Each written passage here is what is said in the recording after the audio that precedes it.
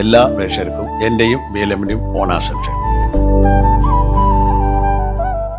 രണ്ടാം പ്രക്ഷോഭത്തിനായി വീണ്ടും cockroach Janata party തയ്യാറെടുക്കുമ്പോൾ ജന്തർ മന്ദറിൽ നടന്ന പ്രതിഷേധ പ്രവർത്തനങ്ങൾക്കിടയിൽ കണ്ണിന് പരിക്കേറ്റ് കാഴ്ച നഷ്ടമായ ഒരു യുവാവിനെയും കൊണ്ട് പ്രതിപക്ഷ നേതാവ് രാഹുൽ ഗാന്ധി ഡൽഹി പോലീസിനെ കൊണ്ട് FIR എടുപ്പിക്കാൻ ശ്രമിച്ചതും അമിത്ഷാ കുറ്റക്കാരനാണെന്ന് അമിത്ഷായെ പ്രതി ചേർത്ത് FIR ഇടണമെന്ന് പറഞ്ഞ് പോലീസ് സ്റ്റേഷനിലേക്ക് കയറിയതും വലിയ ചർച്ചയാവുകയാണ്. ഈ രാജ്യം വളരെയധികം ഓർഗാനിക്കായി തന്നെ ആ വിഷയത്തെ ഡീൽ ചെയ്യുകയാണ്.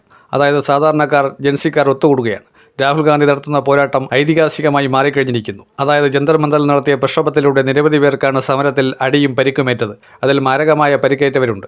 CJPയുമായി ചർച്ച നടത്തി കൂടുതൽ നേരിട്ടിറങ്ങി സമരപരിപാടികളിൽ തന്നാൽ കഴിയുന്നതെല്ലാം ചെയ്തു കൊടുക്കാൻ കഴിയുമെന്ന് രാഹുൽ ഗാന്ധി പ്രത്യാശ പ്രകടിപ്പിക്കുകയാണ്. ഒരു പ്രതിപക്ഷ നേതാവായാൽ ഇങ്ങനെ തന്നെ വേണം. രാജ്യത്തെ യുവാക്കളെക്കുറിച്ച് ആശങ്കയോടെ നിൽക്കുകയാണ് രാഹുൽ ഗാന്ധി. ഈ രാജ്യത്ത് നിരവധിയായ യുവാക്കളുടെ ജീവിതാവസരം തട്ടിത്തെറിപ്പിക്കുകയാണ് കേന്ദ്ര സർക്കാർ ചെയ്തത്. എന്നിട്ട് അതിനെതിരെ സമരം ചെയ്യാൻ ചെന്നപ്പോൾ ഡൽഹി പോലീസ് നിഷ്ഠൂരമായ നടപടിയാണ് എടുത്തത്.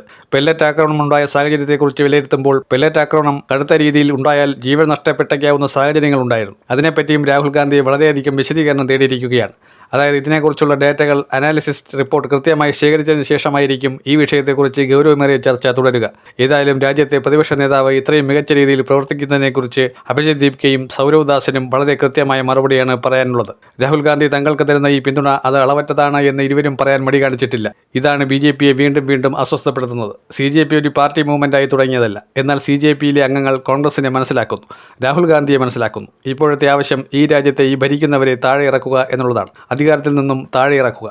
അത്രയധികം ധാർഷ്ട്യ മനോഭാവത്തോടെ എന്തും കാണിക്കാമെന്ന നിലപാടിലാണ് കേന്ദ്ര ആഭ്യന്തരമന്ത്രിയും മറ്റുള്ള കൂട്ടാളികളും നടത്തുന്നത്.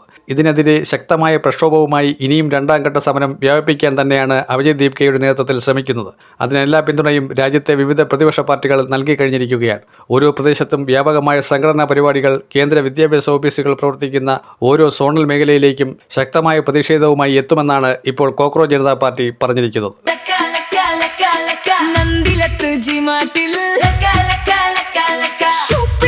Super hit. Come on to G-Mart, shop, smile, celebrate.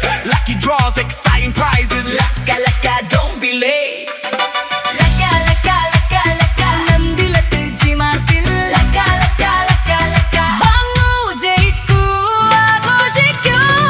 Nandilattu G-Martil.